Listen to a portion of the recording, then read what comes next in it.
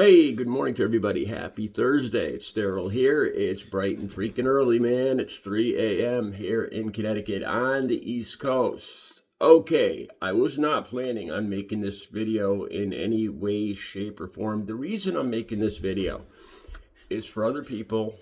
It's for everybody, really. But for other people that are in recovery, that have been in recovery, and dealing with anger issues. Rage. I've talked to you guys about this before. One of the hardest things one of the hardest parts of recovery was after 3 weeks, about 3 weeks after I got clean back in 2006, October 23rd, 2006, I started to get my emotions back. I had no idea how much my emotions, happiness, anger, all of it had been tamped down with the drugs. And about 3 weeks, a month, the emotions just started coming back. I mean, all emotions. And you might think this is funny, but I remember watching TV programs or reading a newspaper. I remember specifically watching TV and seeing a commercial for dog food. And I started crying. I'd start crying, all these emotions. I had no idea.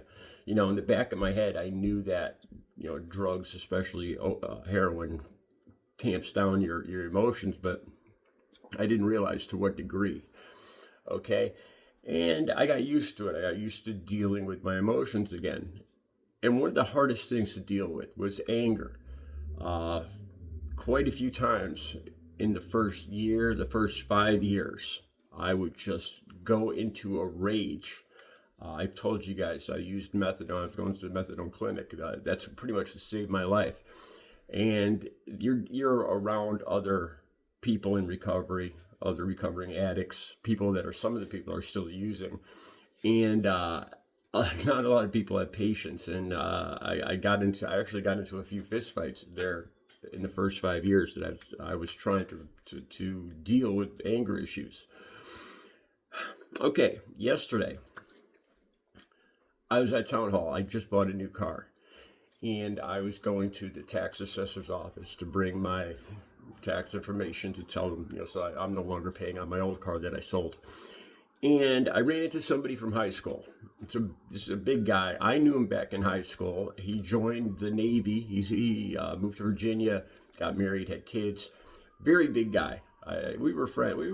We knew each other in high school. And I'm a big guy. In high school I was about 6'4", about 180, 190 pounds. He's probably a good 6'5", 250, 280, and he, a football player and everything like that. So I ran into him yesterday. And here's the thing. About 8 years ago, me and him had gotten a squabble on Facebook. And I had lost control of my temper. And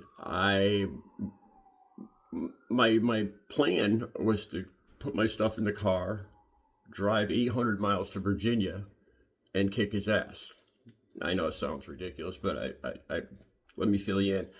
Okay, about 8 years ago, I was dating Audrey, my girlfriend that passed away 3 years ago from COVID. And I was on Facebook, and I had posted a picture of myself without a shirt on. 3 days before this, my friend from high school sent me a friend request. He sent me a friend request. So I okayed it. I said, okay. So I made him a friend. And a few days later, I posted a picture of myself without a shirt on, working out. And the reason I post these pictures is to tell other people you can do this. I've lost 90 pounds. That's, I got all my teeth fixed. I'm nothing like I used to look. And it's not arrogance. The reason I put these pictures on there, the reason I put these pictures there is to show people what the things that are possible if you put your mind to it. And he made a comment about who does this guy think he is? He loves himself.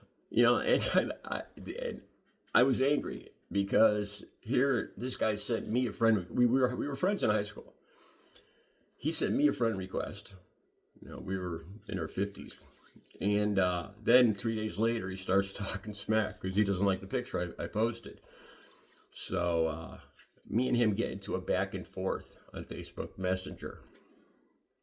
And I said, you know what? I think you're just jealous, because he's a big guy. He's a little overweight, man boobs, stuff like that. And I was referring to, I was saying, I think you're jealous of the way I look in this picture.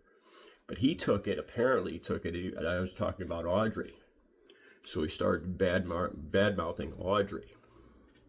He says in the text, he says, you know, your girlfriend isn't all that, she's ugly, and all this other stuff. And that's when I lose it. And I said, dude, I'm going to find your address. You can give it to me, or I'm going to find it. And I'm coming down to Virginia. And I'm going to beat the shit out of you.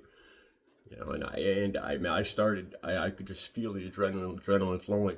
And it reminded me of when I used to use. It started to give me a buzz. I started to get off on the feeling, the adrenaline. You know, I started to picture what it would look like when I saw him eye to eye. When I got down there after 800 miles and I saw him face to face, the shock on his face, like, oh my God, this guy really showed up. You know, and then I pictured just ripping into this guy, and my adrenaline starts flowing, and it's like a buzz. It's a rush. The feeling I got, I could feel it now. Audrey was hurt. She was right there with me. She was, you know, making dinner or something. And she saw the text. She saw what was going on. And she said, Daryl, you know, calm. You know, she started getting angry with me. She started getting scared because, you know, the rage. You know, she knew I was going to do this. I was going to get in my car in, you know, about 30 minutes with all my stuff and put my direction finder on my phone and drive down to Virginia to find him. You know, she knew I was going to do it. It scared the hell out of her, to the point where, you know, she could deal with me in recovery and all the stuff that I did in recovery, the stealing and all the stuff that I've done. But this really bothered her, my loss of control. So I just called it off, you know, and I blocked him on Facebook. And, you know, after my adrenaline came back down, I realized, you know, how out of control I was. And this has happened a lot of times. It's I guess you call it a rageaholic. I've had a hard time dealing with this for the last 18 years in recovery. And in the last 5 or 10 years, it's much better as I get older. I'm almost 60 years old. That's another thing. I can't keep doing this, you know. Okay. Years go by. Audrey dies 3 years ago. I forget about him. Yesterday, I'm at the town hall, tax assessor's office, and I turn around. And the guy's got kind of a smile on his face behind me, big guy. And he's like, Daryl, how you doing?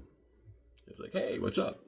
You know, I figure I knew him from town, from around here or something. And he's like, you're looking good, man.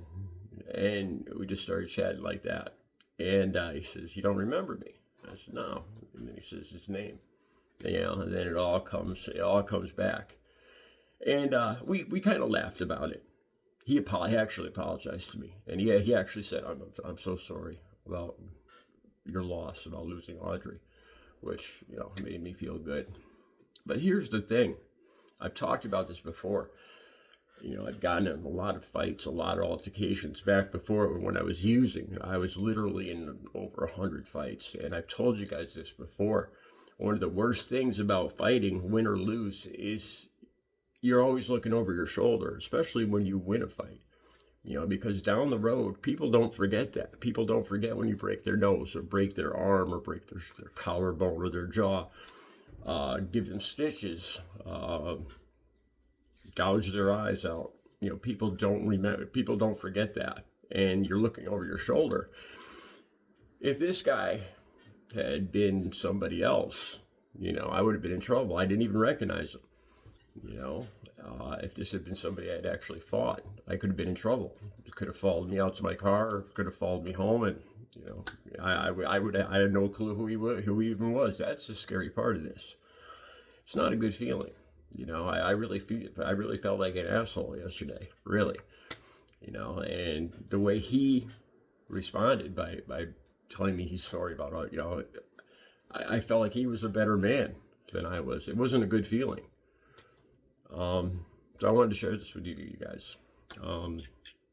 You know, recovery, it's an ongoing process. And it's going to be ongoing for the rest of my life. And I just wanted to share that with you guys. Let me know if similar things have happened in your lives. Have a good Thursday.